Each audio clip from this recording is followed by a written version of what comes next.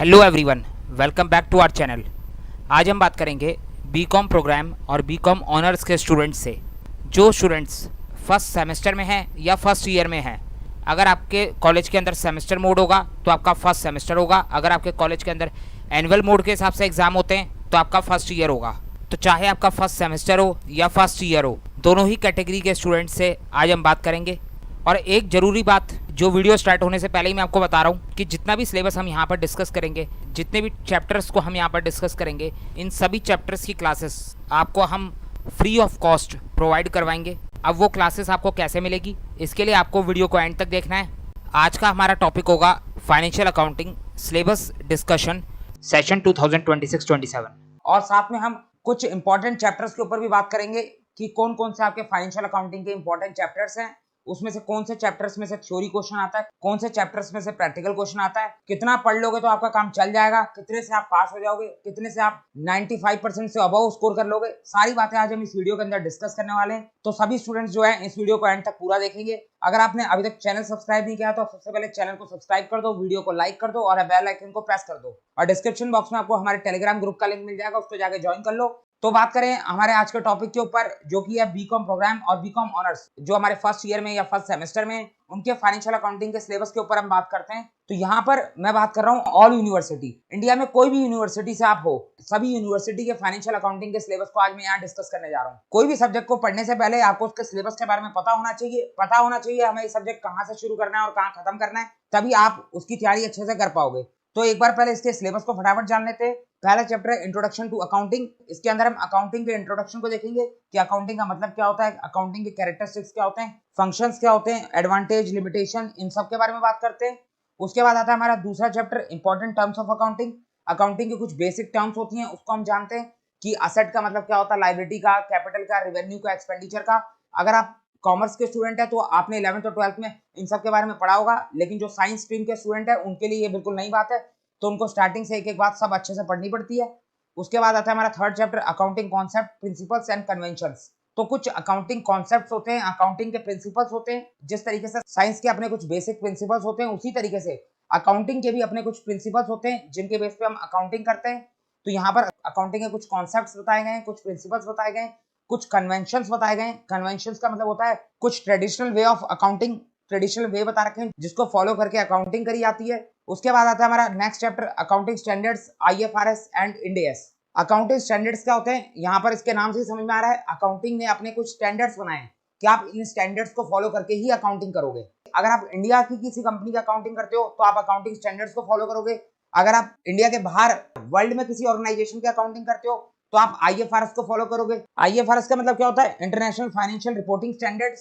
India के बाहर जो ऑर्गेनाइजेशन होते हैं उनकी अकाउंटिंग पर आईएफआरएस लगता है। और अगर इंडिया के ही लेटेस्ट अकाउंटिंग वर्जन को पढ़ना है तो उसके लिए आप इंड एस को पढ़ोगे। अकाउंटिंग स्टैंडर्ड को आईएफआरएस के बेस पर चेंज करके इंडिया में नए स्टैंडर्ड बना दिए गए हैं जिसको हम बोलते हैं end S, Indian accounting standard. तो यहाँ पर हमें अकाउंटिंग स्टैंडर्ड पुराने वाले भी पढ़ने हैं, वो भी अभी इफेक्टिव है, वो भी एप्लीकेबल है। उसके बाद हम आईएफआरएस भी पढ़ेंगे कि इंडिया के बाहर किस तरीके से अकाउंटिंग होती है। फिर हम ये भी देखेंगे कि इंड एस, इंडिया में आजकल किस तरीके से नए तरीके से अकाउंटिंग होने लग गई है। तो ये हमारा फोर्थ चैप्टर होगा। फिर आएगा हमारा fifth chapter accounting process. Accounting process के बारे में स्टार्टिंग से हम पढ़ेंगे। सबसे पहले हम जनरल एंट्रीज को देखेंगे। इससे भी पहले हम थोड़ा सा अकाउंटिंग इक्वेशंस को देखेंगे। कॉमर्स वालों ने तो 11th में अकाउंटिंग इक्वेशन को पढ़ा होगा, लेकिन जिन्होंने अकाउंटिंग इक्वेशन को अच्छे से नहीं पढ़ा तो यहाँ पर आप अच्छे से अकाउंटिंग इक्वेशन को पढ़ोगे, अकाउंटिंग इक्वेशन को देखेंगे। फिर आएगा जनरल एंट्री, फिर आएगा लेजर, फिर trial balance, subsidiary books, cash book, और फिर फाइनली आप बनाओगे final account of non corporate entities. यहाँ पर आपको कंपनी की अकाउंटिंग नहीं करनी, नॉन कॉर्पोरेट एंटिटीज जो सोल प्रोप्राइटरशिप होती है उसकी अकाउंटिंग करनी है। तो उसके फाइनल अकाउंट्स आप बनाओगे। फाइनल अकाउंट्स तो आपको पता है जिसके अंदर आपका जनरल एंट्रीज होती हैं, लेजर बनता है, ट्रायल बैलेंस बनता है, ट्रेडिंग बनता है, पीएनएल बनता है, और फिर फाइनली बैलेंस शीट बनती है। तो वो यहाँ पर आपको बनाना है। तो ये हो गया हमारे पहले 5 चैप्टर, जिसमें से पहले 4 चैप्टर के अंदर थ्योरी है और 5वां चैप्टर आपका प्रैक्टिकल आ जाता है। उसके बाद आता है next chapter final accounts of not for profit organisation, यानी आपको एनपीओ के फाइनल अकाउंट्स बनाने हैं। तो यहाँ पर इनकम और एक्सपेंडिचर अकाउंट बनता है। उसके बाद पढ़ेंगे हम अगला चैप्टर सिंगल एंट्री सिस्टम। एक होता है हमारा डबल एंट्री सिस्टम, एक होता है हमारा सिंगल एंट्री सिस्टम। तो सिंगल एंट्री सिस्टम के बेस पे हम किस तरीके से अकाउंटिंग करते हैं वो हम इस चैप्टर के अंदर देखते हैं। फिर आता है हमारा accounting for inland branches. Inland का मतलब होगा जो ब्रांचेस इंडिया में है, बड़ी बड़ी ऑर्गेनाइजेशन की अलग अलग कई सारी ब्रांचेस होती है, तो वो हर ब्रांच की अलग अलग अकाउंटिंग करती है।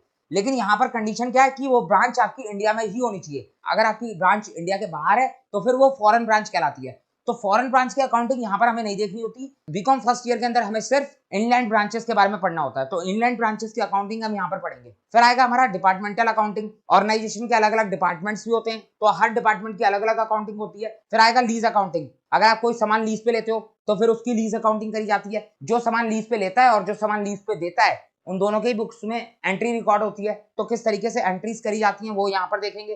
फिर हमें पढ़ना है consignment accounting, joint venture accounting. तो ये बिल्कुल दो नए टॉपिक हो गए जो आपने पहले कभी सुने भी नहीं होंगे। तो यहाँ पर इसको आप पढ़ते हो कि इसका मतलब क्या होता है और किस तरीके से इनकी अकाउंटिंग करी जाती है। फिर आता है हमारा डेप्रिसिएशन अकाउंटिंग। तो जो कॉमर्स वाले उन्होंने तो पढ़ी है 11th क्लास में डेप्रिसिएशन अकाउंटिंग, तो सारा कुछ सेम ही है, बस थोड़ा बहुत डिफरेंस आता है। फिर आएगा next chapter partnership accounting. Partnership accounting 12th में आपने पढ़ी है, जिसके अंदर फंडामेंटल्स, ट्रीटमेंट ऑफ गुडविल, ये सब आपने पढ़ा था। Admission of partner, retirement of partner, death of partner, dissolution of partner, ये सारे वही वाले टॉपिक है जो आपने पहले पढ़ रखे हैं, बस एक दो नए टॉपिक और ऐड हो जाते हैं। उसके बाद आता है हमारा अगला चैप्टर हायर परचेज अकाउंटिंग।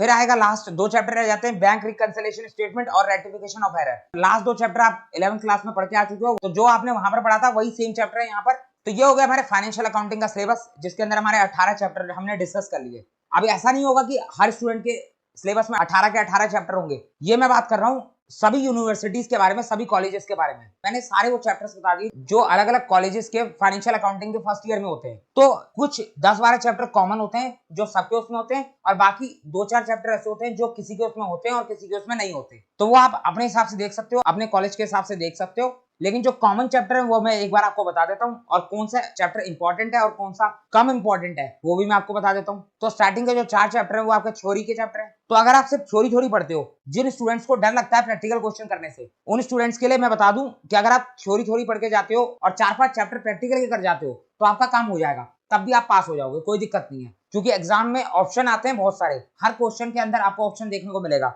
अभी जो हमने 18 चैप्टर डिस्कस करे, इसमें से अगर मान लो आपके सिलेबस में 12 चैप्टर भी हुए तो 12 के 12 चैप्टर से आपके एग्जाम में क्वेश्चन आएगा, लेकिन आपको करने कोई 6 ही क्वेश्चन होंगे, क्योंकि आपको हर क्वेश्चन के अंदर चॉइस मिलेगी। तो इस तरीके से आप चाहो तो सिलेक्टिव स्टडी भी कर सकते हो और कम पढ़ के भी एग्जाम पास कर सकते हो। तो वो आपके ऊपर डिपेंड करता है आप कितनी समझदारी से अपने सिलेबस को कवर करते हो। तो जिनको अगर सिर्फ थ्योरी पढ़नी है वो थ्योरी अच्छे से पढ़ के जाए और 4-5 चैप्टर प्रैक्टिकल के कर जाए, और बाकी जिसको प्रैक्टिकल पढ़ना है तो वो सिर्फ प्रैक्टिकल पढ़ के जा सकता है, उसको थ्योरी पढ़ने की जरूरत नहीं है, क्योंकि ये सब्जेक्ट ही प्रैक्टिकल का है।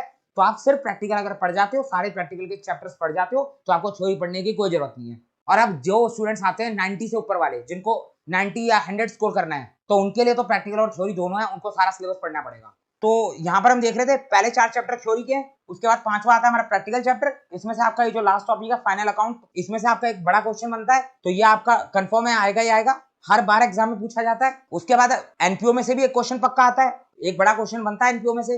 तो फाइनल अकाउंट से एक बड़ा क्वेश्चन हो गया, एनपीओ से एक बड़ा क्वेश्चन हो गया।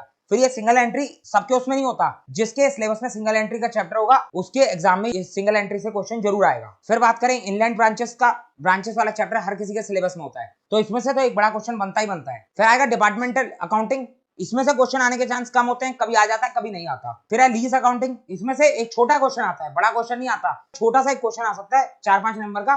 फिर आएगा अगला चैप्टर कंसाइनमेंट और जॉइंट वेंचर। तो कंसाइनमेंट और जॉइंट वेंचर भी सबके सिलेबस में नहीं होता, जिसके सिलेबस में है उसको मैं बता दूं, कंसाइनमेंट और जॉइंट वेंचर में चॉइस आती है, या तो आप कंसाइनमेंट पढ़ जाओ या आप जॉइंट वेंचर पढ़ जाओ, दोनों में से एक क्वेश्चन आता है चॉइस में। फिर आएगा अगला चैप्टर डेप्रिसिएशन अकाउंटिंग, इसमें से तो एक प्रैक्टिकल क्वेश्चन बनता ही बनता है, तो ये तो आपको आता भी होगा और आसान है, ये आप जरूर करके जाना। नेक्स्ट चैप्टर है पार्टनरशिप अकाउंटिंग, इसके अंदर अगर एडमिशन का आ गया तो बड़ा क्वेश्चन बन जाएगा, एडमिशन और रिटायरमेंट का क्वेश्चन आ सकता है बड़ा वाला एक, लेकिन अगर ट्रीटमेंट ऑफ गुडविल का आया तो एक छोटा क्वेश्चन बनेगा। तो यहाँ पर या तो पार्टनरशिप अकाउंटिंग में से क्वेश्चन आएगा एडमिशन रिटायरमेंट डेथ वाला, या फिर डिसोल्यूशन ऑफ पार्टनरशिप फॉर्म में से क्वेश्चन आएगा। तो दोनों में से कोई एक चैप्टर में से क्वेश्चन आएगा, दोनों चैप्टर में आपको चॉइस मिलेगी, तो आप डिसोल्यूशन वाला जरूर करके जाना, क्योंकि ये पक्का आता ही आता है।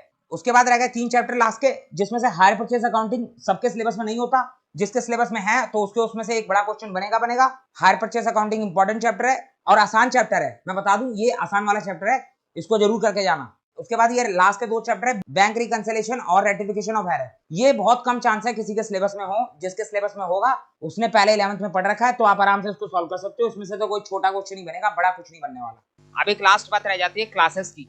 सिलेबस हमने डिस्कस कर लिया, अब इन चैप्टर्स की क्लासेस आपको कहाँ से मिलेंगी? तो आपको कहीं पर भी इधर उधर जाने की जरूरत नहीं है, इसी चैनल पर आपको free of cost financial accounting की क्लासेस प्रोवाइड करवाई जाएंगी। फाइनेंशियल अकाउंटिंग की क्लासेस हम ऑलरेडी शुरू कर चुके हैं, क्योंकि इसका सिलेबस काफी बड़ा है तो आपको अभी से पढ़ना शुरू करना होगा। क्लासेस की प्लेलिस्ट का लिंक आपको इस वीडियो के डिस्क्रिप्शन बॉक्स में मिल जाएगा। ये क्लासेस बिल्कुल लेटेस्ट हैं, अप टू डेट हैं आपके सिलेबस के अकॉर्डिंग, तो आप फटाफट जाके इन क्लासेस से अपनी पढ़ाई स्टार्ट कर सकते हैं।